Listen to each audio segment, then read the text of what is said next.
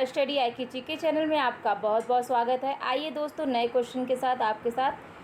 First question है, प्रतिष्ठित fellow of the American academy of neurology पुरस्कार 2022 के लिए किस भारतीय चिकित्सक को चुना गया है? तो उनका नाम है E.V. सुंदराचारी। आइए इंपॉर्टेंट पॉइंट्स इससे जुड़े।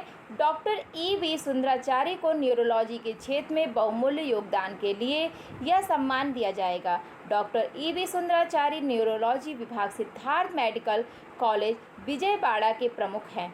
और दूसरा पॉइंट है, fellow of the American academy of neurology पुरस्कार व्यापक रूप से न्यूरोलॉजी और मेडिसिन के क्षेत्र में दुनिया के सबसे प्रतिष्ठित सम्मानों में से एक है। आइए न्यूरोलॉजिस्ट के बारे में बताते हैं, ये है क्या? न्यूरोलॉजिस्ट जो है वो मस्तिष्क के उपचार के क्षेत्र में काम करता है। आइए कुछ इम्पॉर्टेंट टॉप 5 पुरस्कार के बारे में बताते हैं, जैसे कि फर्स्ट है प्रतिष्ठित बोल्ड जमान पदक 2022 से सम्मानित होने वाले जो पहले भारतीय, उनका नाम है दीपक धर। और उर्दू भाषा के लिए जो साहित्यिक अकादमी पुरस्कार 2021 जो में चुने गए जो को मिला है वह है चंद्रभान ख्याल। युवा गणितज्ञों के लिए रामानुजन पुरस्कार जिसे दिया गया है उनका नाम है नीना गुप्ता। और जेनेसिस प्राइज 2022 अल्बर्ट बोला जो दिया गया है। अंतर्राष्ट्रीय साहसी महिला पुरस्कार 2022 किसको मिला है? उनका नाम है रिजवाना हसन।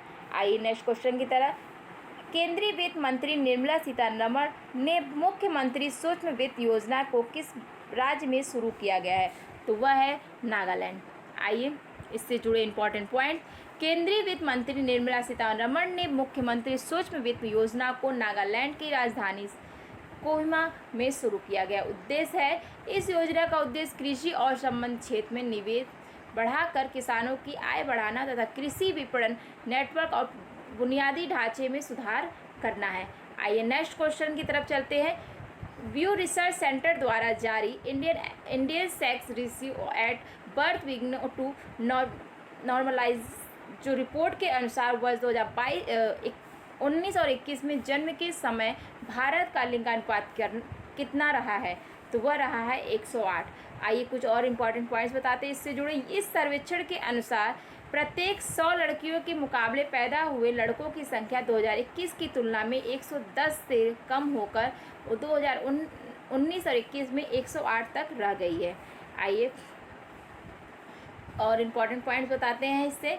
इस रिपोर्ट में जन्म के समय लिंगानुपात के मामले में भारत के उत्तरी राज्यों में सबसे अधिक सुधार देखा गया है, लेकिन दक्षिणी राज्यों के साथ पूर्वी भारत में भी इसमें गिरावट आई है। वहीं भारत में लापता बच्चियों की औसत वार्षिक संख्या 2010 की तुलना में लगभग 4.8 लाख से गिरकर 19 में 4.1 लाख हो गई है। रिपोर्ट जारीकर्ता जो है वह है पेव रिसर्च सेंटर। आइए इनसे जुड़े इंपॉर्टेंट पॉइंट नेक्स्ट क्वेश्चन की तरफ चलते हैं। प्रधानमंत्री नरेंद्र मोदी ने अमृता नामक एशिया के सबसे बड़े प्राइवेट अस्पताल का उद्घाटन कहाँ किया है? तो वह किया है फरीदाबाद।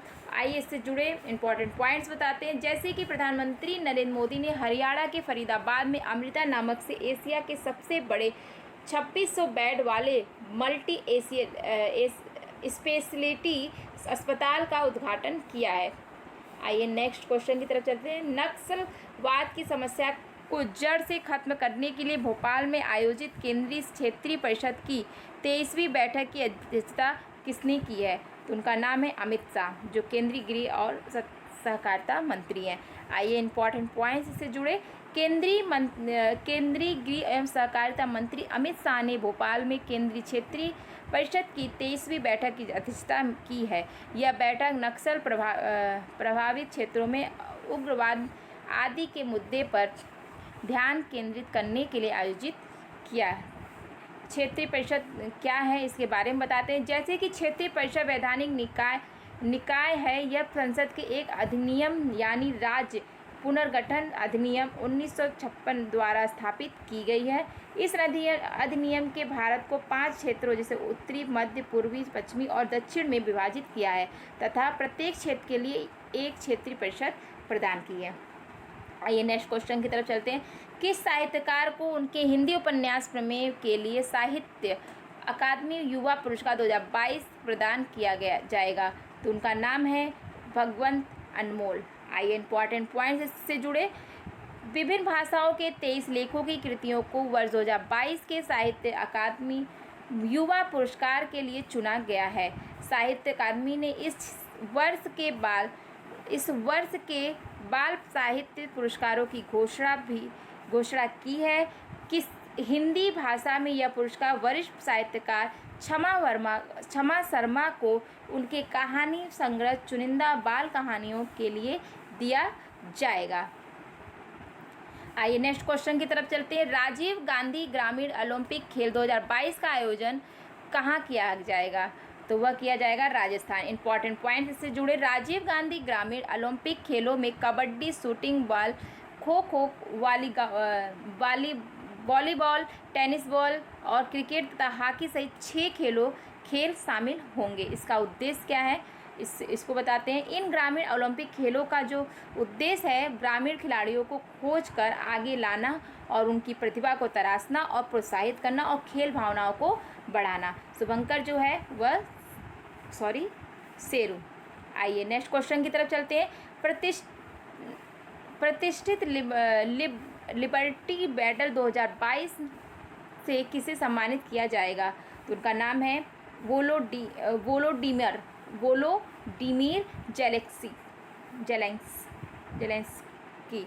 आइए इंपॉर्टेंट पॉइंट्स इससे जुड़े। वोलोडिमीर जेलेंस्की को यह पुरस्कार रूस के अत्याचार के खिलाफ यूक्रेन के लोगों को रक्षा और उनकी बहादुरी के नेतृत्व करने के लिए प्रदान किया जाएगा। आइए नेक्स्ट पॉइंट की तरफ चलते हैं।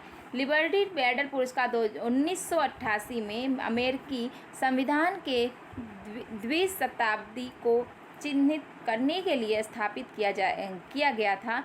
यह पुरस्कार उन व्यक्तियों को दिया जाता है जो दुनिया भर के लोगों को स्वतंत्र और सुरक्षित करने का प्रयास करते हैं। आइए नेक्स्ट क्वेश्चन की तरफ चलते हैं। स्वतंत्रता संग्राम में शामिल गुमनाम नायकों के बारे में जानकारी उपलब्ध कराने के लिए आज़ादी क्वेस्ट नामक मोबाइल गेम ऐप को किसने लॉन्च किया है? तो उनका नाम है अनुराग ठाकुर। आइए इंपॉर्टेंट पॉइंट्स इससे जुड़े।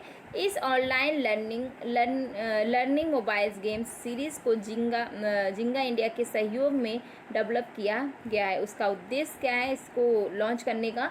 तो बताते हैं। इस मोबाइल ऐप का उद्देश्य ऑनलाइन गेम के जरिए देश के उन हीरो के बारे में बताना जिन्होंने देश की आज़ादी विकास में सहयोग दिया है।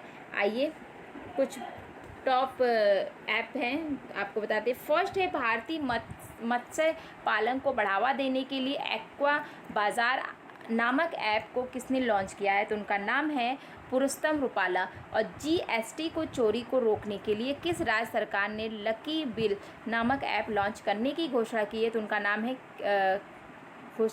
केरल। देश का नाम है केरल। आइए भारत के इलेक्ट्रिक मोबिलिटी को बढ़ावा देने के लिए अमृत नामक मोबाइल ऐप को किस संस्था ने लॉन्च किया है? तो नीति आयोग ने। सड़क पर रहने वाले बच्चों को पुनर्वास की प्रक्रिया को सहायता करने के लिए जीएस नामक ऐप को किसने लॉन्च किया है? तो उसका नाम है राष्ट्रीय बाल अधिकार संरक्षण आयोग। आइए समुद्र तटों की सुरक्षा के लिए बीच विजिल नामक मोबाइल ऐप को किसने लॉन्च किया? तो उनका नाम है प्रमोद सावंत। आइए नेक्स्ट क्वेश्चन की तरफ चलते हैं। हिंदुस्तान पेट्रोलियम कॉर्पोरेशन लिमिटेड ने हरित ऊर्जा और पर्यावरण प्रबंधन के लिए अपनी पहली गाय के गोबर से संपीड़ित बायोगैस परियोजना कहाँ शुरू की है? तो वो शुरू की है राजस्थान में सांचौर। आइए इंपॉर्टेंट पॉइंट से जुड़े। हिंदुस्तान पेट्रोलियम रिफाइनर ने गोबर धन योजना के तहत राजस्थान के लिए सांचौर में अपनी पहली गाय के गोबर से संपीड़ित बायोगैस परियोजना शुरू की है। इसी प्रकार दोस्तों हमारे सारे क्वेश्चन ख़त्म होते हैं। दोस्तों हम फिर मिलेंगे नए क्वेश्चन के साथ। तब तक के लिए नमस्कार और हमारे चैनल को लाइक, सब्सक्राइब और शेयर ज़रूर करिएगा। थैंक यू दोस्तों, बाय।